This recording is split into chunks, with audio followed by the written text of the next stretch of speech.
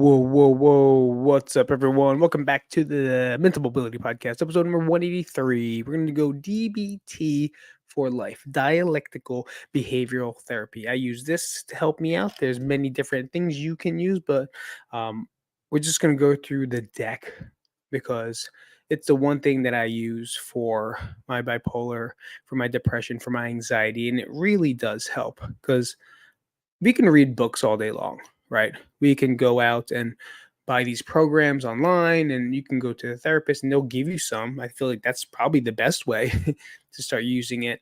But I like to use it more frequently to practice. Right. I believe it's just like that's why I want to put it out on Workout Wednesday, because instead of working out the body, which is super important. So if you haven't, go out for a walk for half an hour, do something of that nature. And I could go back to that later.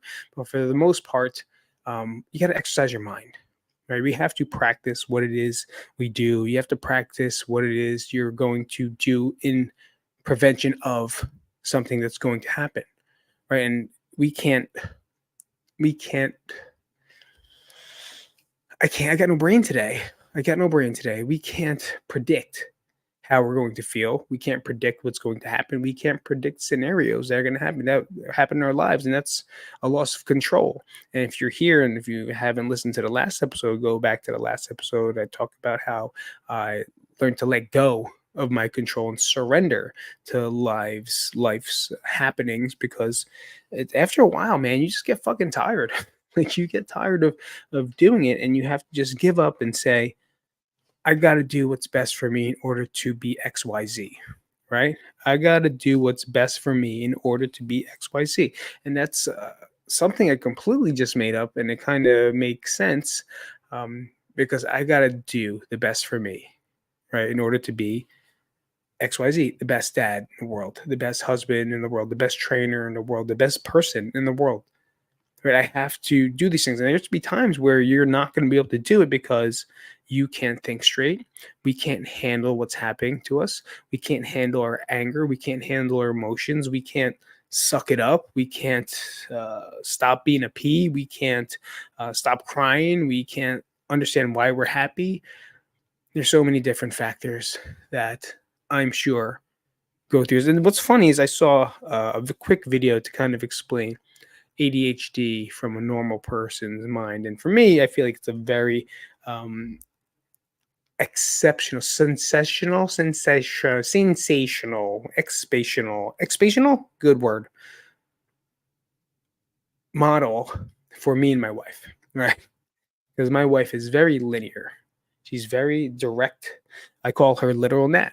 Like she's literally literal. So if I say something, it's going to be literal. There's no thinking outside of the box. It's literal. So like having a really cool ballpoint pen, that's black or blue, your choice. There it is. It writes one color. All right. That's simple. My brain's a little different. It's one of those pens that have like 13 different colors on it, and you can choose. And those are all the thoughts that are happening within that one moment. For you, it's okay, I'm going to write. For me, it's what color is going to look best. What color doesn't she or he have? What color will make it stand out so the person that reads it's going to be good? Which one has the most ink? Which is the one that's going to click the fastest? Can I do both at the same time? That's the difference between the brains. If you agree with me, please comment, give me a thumbs up or heart or something like that, because that's how it feels to me. So the reason I do these, and even if it's just like looking through them and then practicing one that I like, that is the key to any type of, I don't fucking know what they call it, making you feel better. Does it have to be a science term? Does it always have to be about fucking science? Do I always have to say that, like, I'm not a therapist, I'm not a doctor, I'm not anything, I'm just this person that hangs out in his son's room right now and films live videos that talk about mental health still? I'm still doing it. You know why? Because I feel like I didn't have someone that I can listen to or talk to on YouTube, because I want to hide, right? I don't want people to know. In the beginning, I was super embarrassed, and I just want to figure things out by myself. I'm a big person that likes to handle problems on his own. Right? I love it. But there comes to a point where you got to ask for help or seek help. And sometimes just listening to someone talk about the shit that they go through and maybe it worked for them, well, then maybe I'll give it a shot. Maybe it's going to work for me. I went to a therapist because someone told me to, not because I wanted to, because they're like, you know what, you should try. I was like, you know what, I'm going to fucking try because I have no choice anymore. And I ended up not liking the motherfucker, right? So I was like, fuck that shit, that was wrong. But then I tried it again. And then it was not that good. It was all right, actually. It was all right. And then I went to the hospital because I fucking tried to kill myself. Then I really got therapy. And from there on out, I carried it on. Right? I think it took me to get to the bottom for me to rise up a little bit to keep going. So I might have, maybe forgive me if I read one of these in the past, but this DBT deck, not selling them, motherfuckers. You can check them out if you want to. If you want to, you let me know. It's on Amazon. Fucking, that's where I got them. Everyday acceptance. So everyday acceptance. We often get. Why do I choose to read things when I know I have difficulty reading? We often get needlessly upset at everyday inconveniences, hassles, and minor problems. Each of these situations provides an opportunity to practice an attitude of acceptance. Oh, this is good. Let's see. Let me just talk about this. The next time you face an unwanted situation, take a deep breath and say to yourself, this is what life is like. Cultivate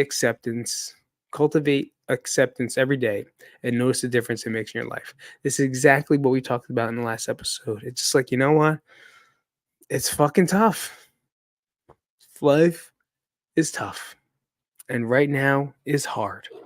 And I'm going to make it because I'm a strong motherfucker. And I want to thank God for making me a strong person. You know what? It just really stopped. This brings me back to a story real quick with my brother. And he had a really good point. Right. And I would talk about self affirmations like I love Pete and I am strong and I am this and I'm smart and I'm kind, I'm handsome and I'm this and I was like, but it didn't fucking really work. Right. We'll see pictures and videos of people writing, I am this, I am the same person. And you know what? It didn't fucking work. So that exercise on Workout Wednesday, it wasn't working for me. And then we just kind of a discussion, and I was like, yeah, I don't know, just looking like I say I'm handsome and I'm not fat and I love the way I look, and then I look in the mirror, I want to fucking punch myself. You ever look in the mirror, want to punch yourself? You ever look in the mirror and hope that you punch yourself, that you'd actually feel it? I don't know. That's kind of how much I don't enjoy looking myself in the mirror. It just didn't work. Right? And I was like, why? He goes, well, it's a sick person trying to tell another sick person something. And I was like, holy shit, that's fucking genius. Now, I don't know if he said that or whatnot. I don't know if that's but like, I'm sick, right? I'm completely psychologically, I'm not well in the normal mind. But I'm trying to deliver this positive. That's like someone lying to you, right? You're lying to yourself. And I see people on Instagram do it all the time. And the more I look at it now, I'm like, oh my God, they fucking hate themselves too. We're all fucking sick. You're saying, I am strong. I am confident. But you're just looking to the mirror of another sick person that's just saying things back and forth. It's like, I'm sick. I'm sick. I'm strong. I'm strong. I'm great. I'm great. No, you're not. None of you are. None of those people in the mirror are better. So I changed it. I changed it and I go, hey, God, thanks for making me strong, man. Thanks for making me resilient. Thanks for making me kind. Thank you for my family. Thank you for making me fucking awesome. I made that last one up because I couldn't think of anything else.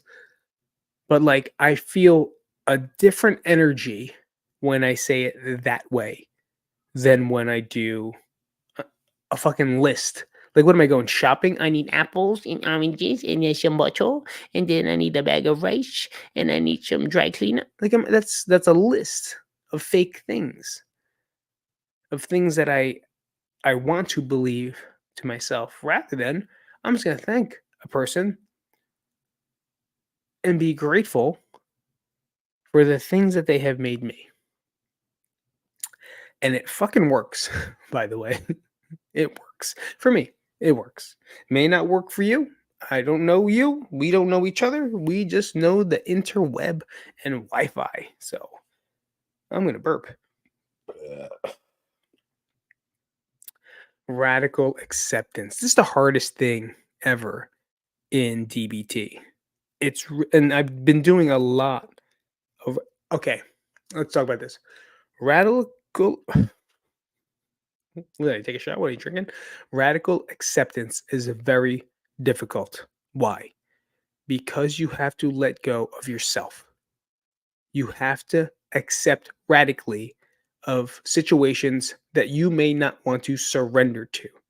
And that's what a whole last episode was about radical acceptance. So let's read. Philosopher and psychologist William James once said, "The first step in overcoming any misfortune is to allow it to be."